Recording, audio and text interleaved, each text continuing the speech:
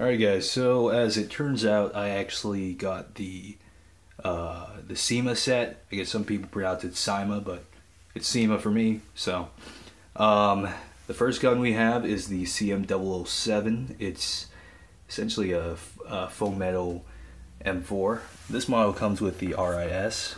It doesn't come with that stock, it comes with the classic stock, and also has a PEC box at the top since the gearbox is wired to the handguard. And it's apparently LiPo ready as well. So I'm not really sure what they did with the internals. There you have it. There's just a regular high cap there. Starter BBs. This right here, I believe this is a key for adjusting the front sight. And there you have the gun itself. So let me just take that out of the box real quick.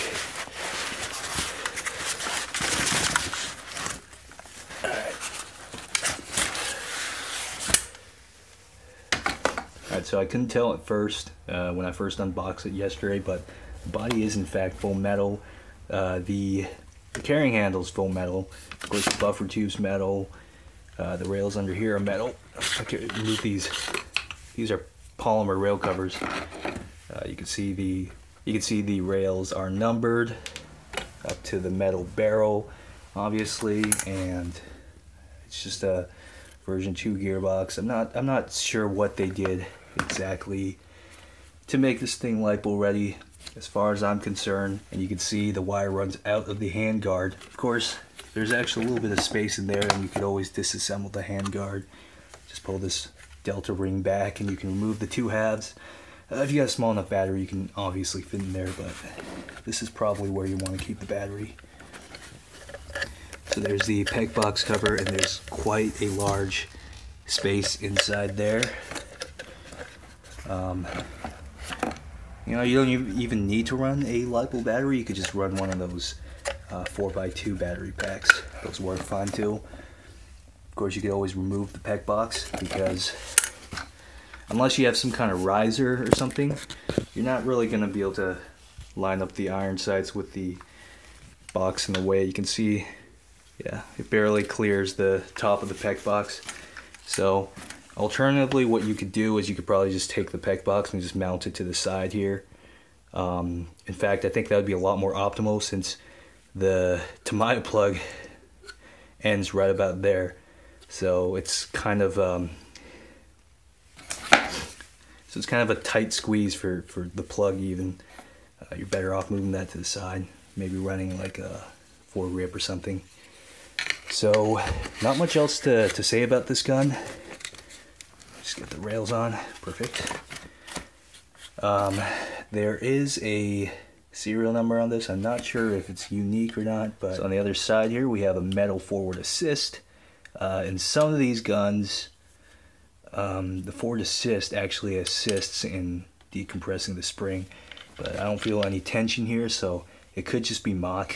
But I've never fired this gun, but I haven't fired this gun yet, so I can't be for sure. One thing about the mag release is that it's really springy, and it's actually really sensitive too. So if you actually knock this part up against something, your mag's gonna drop right out. So I don't know if it's just for my gun or if it's with all these models, but just bear in mind with that. Some people do like a really reactive mag release button. I can't say I dislike it, but obviously I'm kind of used to having these things a little more tight. So I'm going to pull back the charging handle so we can take a look. There's the hop up. We have another number stamped onto here. I don't know what that's for, but this thing's.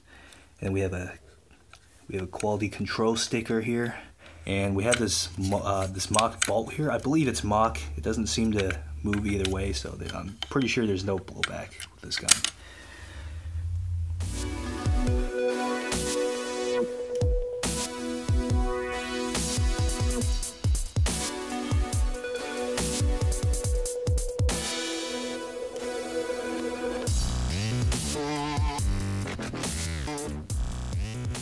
So that was the CM007.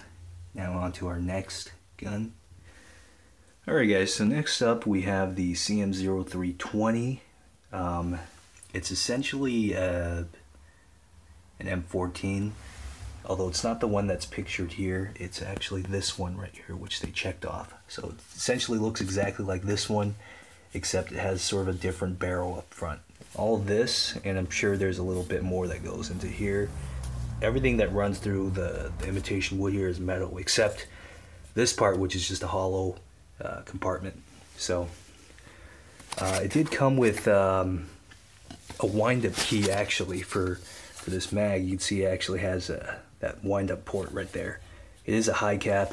This thing is an AEG. It'll do semi and it'll do full auto, so that's pretty cool. So right here you can see we have a serial number stamped in.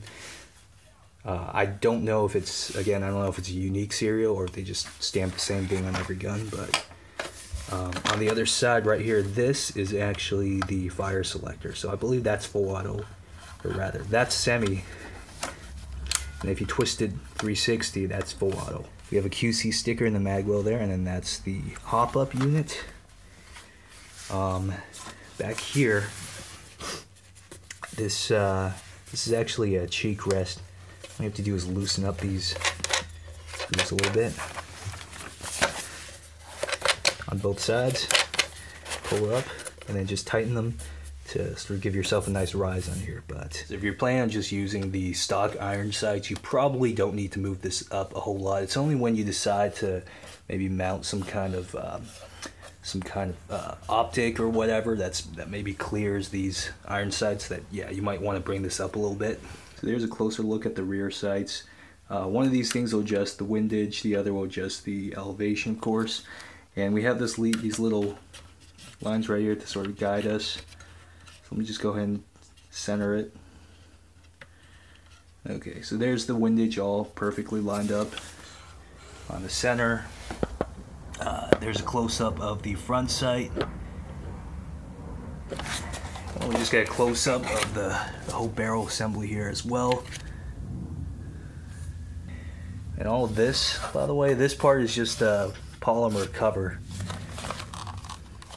This part's polymer, that's metal, all that's metal, and of course all this stuff's metal. And a little bit of the interiors are metal, but it's actually a very hefty rifle. It's quite lengthy as well, so of course if you're a younger shooter and you got the mag in like that, it's going to be a little difficult to balance the rifle, considering the center of balance kind of lean towards this middle right here. So you're going to need one hand right there, and then of course you can be gripping the pistol grip here. And yeah, obviously if you don't have really long arms, it's going to be a little unruly to carry. What they don't actually tell you is how to access the battery compartment there.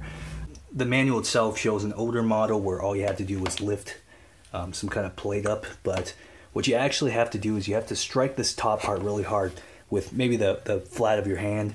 It'll just pop right off like that. Here you have a fuse and a mini Tamiya plug right there. And of course there's plenty of room in the stock for any kind of battery you want, to run. One more thing I forgot to mention is that this lever actually cocks back like that.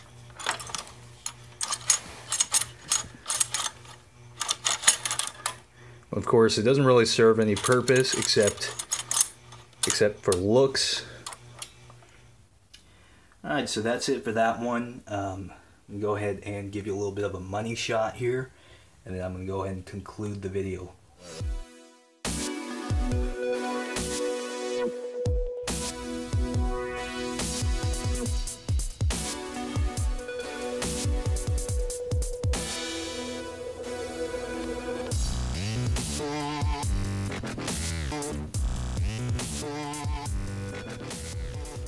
Alright guys, so there you have it. That's the Airsoftcon pre-celebration, October 2017, box of awesomeness unboxing.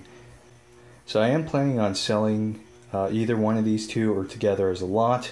Go ahead and send me a private message if you got an offer. The only thing is I'm not planning on shipping any of these, and I'm only gonna be doing face-to-face meets. So I am in the Orange County and Riverside area in Southern California. If you're willing to drive out a little bit to meet up, go ahead and again send me a private message. But yeah, I'm not planning on shipping them because of scams in the past. And yeah, no matter how much you offer me, I'm sorry, I'm only gonna do face-to-face meets. So if you're gonna want to buy any of these two guns, you're gonna have to come out and meet me. So yeah, thanks for watching, guys. Leave me a like and subscribe for future Airsoft unboxings. Peace out.